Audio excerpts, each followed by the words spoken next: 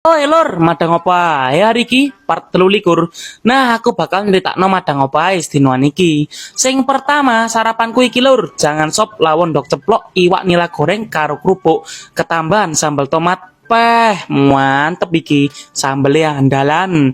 Jangannya seger pol, seperti biasa iki karyane makku lur.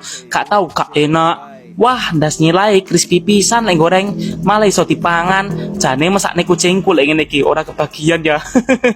Sampai entek. Awane panas-panas, enak nge-es iki. Sadurunge budal aku gawe iki sik lur. Makarizo Hair Energy.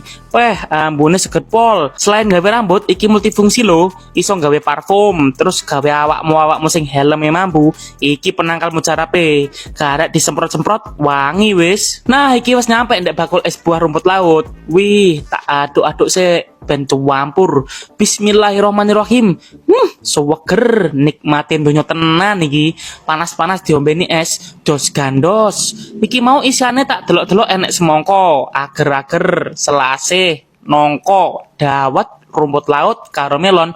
Mantep pol. Bengine aku tuku sego padang maneh lur. Mbuh keri-keri iki kok pengen sego padang terus. Iki aku tuku lawuhe semur jengkol karo iwak patin goreng. Payah jengkole enak iki lur. Empuk teksture. Sambal ijone iki sing marinake pisan. Auto telap-telep.